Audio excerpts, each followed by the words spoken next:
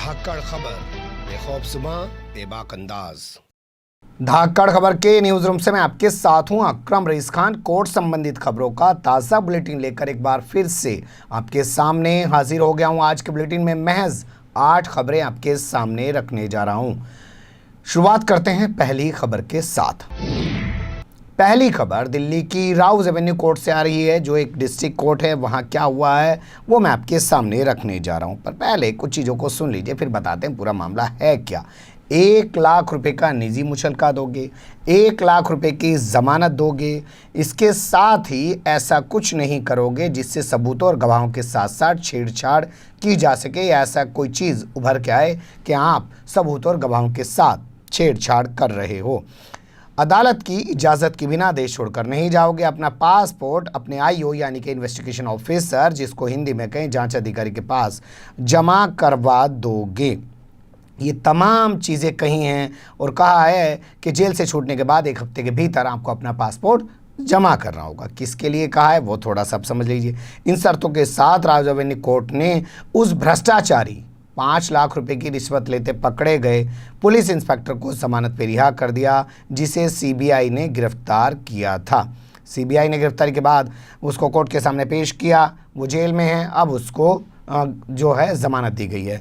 दिल्ली के विजय विहार थाने का वो एसएचओ बताया जाता है, नाम है उसका सुरेंद्र सिंह चहल, और उसको 5 लाख रुपए की रिश्वत मांगने के मामले में गिरफ्तार किया गया था। लेकिन अदालत है साहब उसको ज़मानत दे दी है। मामला सामने आने के बाद जैसे पुलिस के आला अधिकारी करते हैं, उसको फौरी तौर पे सस्पेंड कर दिया गया था। अब ये यहाँ से ज़मानत पे छूट गया है, हो सकता है इसका सस्पेंशन भी बहाल हो जाए और मुकदमा चलते चलते फिर से इसको कहीं का चार्ज दे दिया जाए। होना तो ये चाहिए कि जब तक इस पर मुकदमा पूरा सुन ना लिया जाए, मुकदमा पूरा निपट ना लिया जाए, इसको बहाल भी ना किया जाए और उसको कोई चार्ज भी ना दिया जाए, ताकि दूसरे लोगों को सबक पैदा हो। अगली खबर का रुख कर लेते हैं। मृत किराएदार के परिवार से नहीं खाली कराया जा सकता है घर, यानी कि मकान काफ़ी महत्वपूर्ण है उन लोगों के लिए जो लोग किराए पर रहते हैं। ये कहना है सुप्रीम कोर्ट का कि अगर परिवार का मुखिया मर गया है और उसके आश्रित जो परिजन हैं वो अगर किसी मकान में रह रहे हैं, तो उसके मरने के बाद उनसे वो मकान खाली नहीं कराया जा सकता है।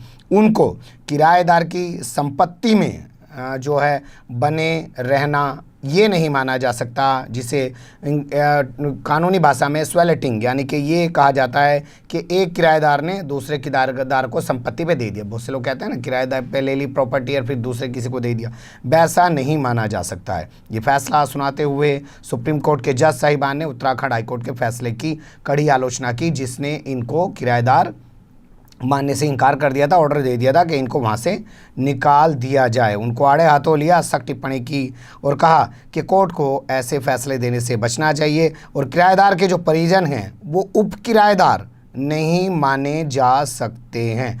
शहरी भवन एक्ट जो है 1972 की धारा 15 का 1B जो है उसके तहत कोर्ट ने ये फैसला सुनाया है। और जैसा मैंने बताया कि जस्टिस नवीन सिन्हा और जस्टिस BR गवई की जो बेंच है उसने उत्तराखंड हाईकोर्ट के फैसले की आलोचना भी की है।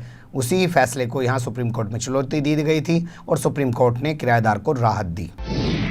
PPE किट दान करने की सज़ा देकर हाईकोर्ट ने 2 लोगों को बड़ी राहत दी है। दिल्ली हाईकोर्ट से खबर आ रही है, जस्टिस नज़मी वजीरी हैं, उनकी बेंच ने यह अजीबोगरीब बड़ा फैसला सुना है। SDMC यानी कि साउथ दिल्ली म्यूनिसिपल कॉरपोरेशन द्वारा एक रियल एस्टेट की कंपनी की 2 प्रॉपर्टियों को अवैध निर्माण के चलते सीज कर दिया गया था। उसके बाद वो राहत के लिए पहुंचा हाईकोर्ट ने कहा ठीक है तुम्हारी प्रॉपर्टी की सीलिंग हटवा देते हैं, लेकिन उससे पहले तुम्हें 250 किट जो है शमशान घाट में अस्पताल में दान करनी होगी और तुम्हें ये काम 2 हफ्ते के भीतर करना होगा। उसके बाद तुम्हारी प्रॉपर्टी से सील हटवा देंगे। उसने भी बताया कि स्वीकार कर लिया और अब वो जो है उसको राहत मिल गई। ऐसे ही एक फ़ैसला था कि एक इंस्टीट्यूट, कोचिंग इंस्टीट्यूट चलता था, वहाँ पे बिजली के 20 कनेक्शन थे, उनको बिल का भुगतान न होने पे काट दिया गया था। तो कोचिंग मालिक जो है वो वहाँ पहुँचा और उसने कहा साहब हमारे वो बिजली के कनेक्शन जुड़वा दिए जाएँ, जो भी बकाया वो जमा करवा दिया जाए। कोर्ट ने कहा ठीक है जमा करवा देंगे, लेकिन उसके साथ ही आपको 25 PPE किट जो है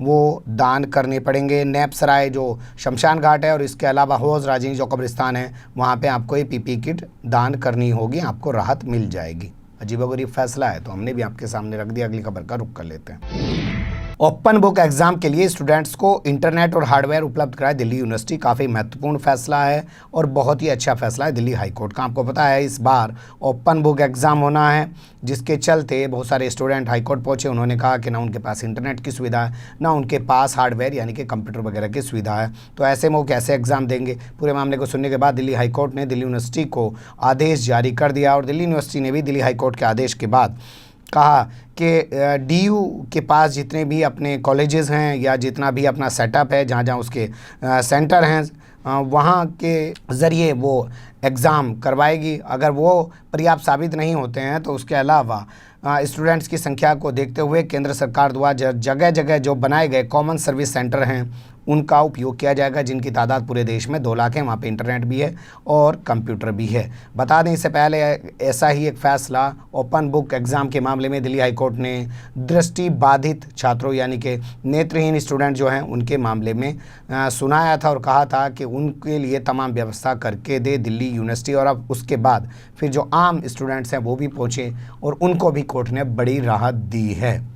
लेकिन क्या ऐसी ही राहत तमाम कोर्ट जितनी भी स्टेट की हैं वो अपने यहाँ की यूनिवर्सिटी से दिलवाएंगी?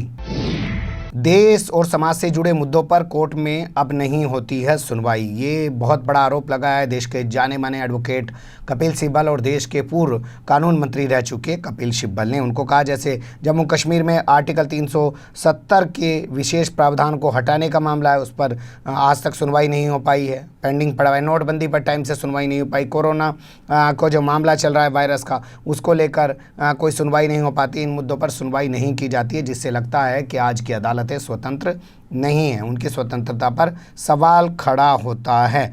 ये इन्होंने कहा है और साफ दिखाई देता है कि आज की अदालतें देश और समाज के कमज़ोर तबकों की सुनवाई नहीं करना चाहती, जबकि उनकी जिम्मेदारी है कि देश और समाज के कमज़ोर तबकों की वो प्रहरी हैं और अपनी स्वतंत्रता को वो दिखाएं भी, बताएं भी लोगों को। ये कहना है कपिल सिब्बल का। वो बोल कहाँ से रहे थे वो थोड़ा सा देख लीजिए। एक वकील महोदय हैं, उन्होंने ऑनलाइन एक प्रोग्राम किया जिनका नाम है जे रविंद्रन। उनके द्वारा अदालत की स्वतंत्रता को लेकर एक प्रोग्राम आयोजित किया, उसमें ऑनलाइन बोलते हुए उन्होंने ये बात रखी है। अगली खबर का रुख कर लेते हैं। जम्मू कश्मीर बार एसोसिएशन के जो अध्यक्ष हैं उनको कैद करने का मामला जो है सुप्रीम कोर्ट पहुंच गया है। देखेंगे अब सुप्रीम कोर्ट पहुंच जाने के बाद क्या हुआ। हाई कोर्ट ने तो इन्हें कोई राहत नहीं दी थी जम्मू कश्मीर के, इनको तिहाड़ जेल में बंद कर रखा है। जम्मू कश्मीर बार एसोसिएशन के अध्यक्ष का मैं आपको नाम बता रहा हूँ, जिनका नाम है मियाँ अब्दुल कयूम। उनको 7 अगस्त से जो पब्लिक सिक्योरिटी एक्ट है वहाँ पे, उसके तहत वहाँ गिरफ्तार करके रखा हुआ है और तिहाड़ जेल में उनको डाल रखा है लाके इतनी दूर। वकील का हाल है, कोई वकील बोलता हुआ दिख रहा है? इतने बड़े वकील बार एसोसिएशन के अध्यक्ष को कोई मूवमेंट देखा आपने? नहीं देखा। तो इस पूरे मामला अब सुप्रीम कोर्ट पहुंच गया क्योंकि हाई कोर्ट ने इनको राहत नहीं दी थी। अब इस मामले में सुप्रीम कोर्ट ने जम्मू कश्मीर प्रशासन से जवाब तलब किया है। जम्मू कश्मीर प्रशासन अपनी रिपोर्ट लेके यहाँ पहुँचेगा, उसके बाद सुप्रीम कोर्ट क्या इनको राहत देगा कि नहीं देगा, क्योंकि ऐसा ही एक मामला सैफुद्दीन सोज के मामले में भी यहाँ पहुँच चुका है और कई और लोगों के मामले में भी यहाँ पहुँच चुका है। एक ही मामला बता देता सुप्रीम कोर्ट, सबके लिए लागू हो जाता। अब सब लोग अलग अलग आ रहे हैं और सुप्रीम कोर्ट भी अलग अलग एंटरटेन कर रहा है, तो सवाल तो उठता है जो कपिल सिब्बल ने कहा है, कुछ और इशारा तो जाता है। हाई कोर्ट से राहत न मिलने के बाद सुप्रीम कोर्ट पहुंच गए हैं अजीम प्रेमजी और उनकी पत्नी। बेंगलुरु हाई कोर्ट ने उनको उस मामले में कोई राहत नहीं दी थी जिस मामले में उनके खिलाफ एक निचली अदालत यानी डिस्ट्रिक्ट कोर्ट से सम्मन जारी हुआ था। वो उस सम्मन पर रोक लगवाना चाहते थे, लेकिन बेंगलुरु हाई कोर्ट ने उनको कोई राहत नहीं दी, तो अब वो सुप्रीम कोर्ट पहुंच गए हैं। बता दें अजीम प्रेमजी द्वारा अधिकृत 3 कंपनियां थी जिनका एक कंपनी में विलय कर दिया गया था। कंपनियों के नाम इस प्रकार हैं। विधा एक कंपनी का नाम है, दूसरी कंपनी का नाम ब्रिकल है और तीसरी कंपनी का नाम है नेपियान। तो इन तीनों कंपनियों का विलय कर दिया गया था एक चौथी कंपनी में जिसका नाम है हाशिम इन्वेस्टमेंट एंड ट्रेडिंग। तो इस कंपनियों में इनका इन्वेस्टमेंट करने के बाद सवाल खड़े हुए और इनके खिलाफ एक केस दर्ज करा दिया गया, उसमें सम्मन जारी हो गया। बताया जाता है ये कंपनियां तमाम 1974 की बनी हुई कंपनियां थी और इनको 2015 में पहले आरबीआई को जानकारी देकर, आरबीआई से अनुमति लेकर, फिर उसके बाद सेबी को जानकारी देकर, उससे अनुमति लेकर और जो कंपनियों का मंत्रालय है उसको अनुमति लेकर, उसके ज़रिए उसको इन्फॉर्मेशन देकर, और बेंगलुरु हाई कोर्ट की नॉलेज में बाकायदा पूरे मामले को लेकर उसे अनुमति लेकर विलय किया गया था, लेकिन फिर भी इनके खिलाफ ये मुकदमा दर्ज हो गया। हाई कोर्ट से राहत नहीं मिली तो अब जाकर ये सुप्रीम कोर्ट पहुँचे हैं। क्या सुप्रीम कोर्ट से इनको राहत मिल पाएगी या नहीं, ये देखना दिलचस्प होगा। आखिरी खबर का रुख कर लेते हैं। सुप्रीम कोर्ट ने अमीश देवगन की गिरफ्तारी पर रोक लगा दी है, साथ ही उसकी जांच पर भी रोक लगा दी है जो उसके खिलाफ एफआईआर दर्ज की गई है। बता दें, अमीश देवगन एक पत्रकार है, एंकर है, जो न्यूज़ 18 इंडिया का एंकर है। शाम को प्राइम टाइम शो करता है। तो उसी प्राइम टाइम शो में एक दिन उसने ख्वाजा गरीब नवाज मोइनुद्दीन चिश्ती अजमेरी की शान में गुस्ताखी की, उनको लेकर कुछ अपशब्द बोले, आक्रांता बोला, लुटेरा बोल दिया। उसके बाद उसके खिलाफ कई सारी एफआईआर दर्ज हुई। अब वो उन्हीं एफआईआर पर रोक लगाने के लिए सुप्रीम कोर्ट पहुंच गया। सुप्रीम कोर्ट ने 7 जुलाई तक उसके खिलाफ जांच पर और कार्रवाई पर रोक लगा दी है। क्या कहा है अमीश देवगन ने कोर्ट में, वो थोड़ा समझ लीजिए। उसने कहा, साहब मैं एंकर हूँ, जोश जोश में बोल गया, मेरी ज़बान फिसल गई, गलती से मेरे से हो गया, जानबूझ के मैंने ऐसा नहीं किया, और उसके लिए मैंने सार्वजनिक तौर पे बाकायदा वीडियो बनाया, उसने फेसबुक लिखा, तमाम तरीके की कोशिशें की, माफ़ी भी मांग चुका हूँ, फिर भी मेरे खिलाफ एफआईआर दर्ज कर दी गई है। ये मुझ पर एक तरीके का अत्याचार है और मुझे इस अत्याचार से बचाया जाए। कोर्ट ने इस मामले में जो है जितने भी राज्यों में ये एफआईआर दर्ज हुई है, खासकर मुंबई के अंदर, तो वहाँ पे नोटिस भेज के जवाब तलब किया है। देखते हैं 7 जुलाई को इसमें दोबारा सुनवाई होगी, तब कोर्ट क्या करता है, या वो लोग जिन्होंने एफआईआर दर्ज की है वो इस मामले में क्या खुद भी पार्टी बन के आ जाते हैं, या सरकार की तरफ से लिखा नपातुला जवाब आ जाएगा कि हमारे पास एफआईआर दर्ज है, हम लोग जाँच कर रहे हैं। लेकिन मामला काफ़ी गंभीर है। बंदे के पास पैसा है, वकील है, बड़े बड़े वकील उसने खड़े कर दिए हैं और वो सुप्रीम कोर्ट पहुंच गया। अब सवाल उन पे भी है जो बड़े चीख चिल्ला रहे थे, क्या वो लड़ाई लड़ने के लिए सुप्रीम कोर्ट जाके खड़े होंगे या नहीं। बने रहेगा धाकड़ खबर के साथ। फिलहाल कमेंट्स के रूप में आप लोग अपनी राय दे सकते हैं, खबर को लाइक कर सकते हैं, चैनल को सब्सक्राइब कर सकते हैं और ज़्यादा से ज़्यादा हमारी खबरों को शेयर कर सकते हैं। फिर ऐसे ही किसी सुलगते हुए या वैसे मुद्दे लेकर मैं आपके सामने हूँगा हाजिर। फिलहाल अभी मुझे नहीं इजाज़त।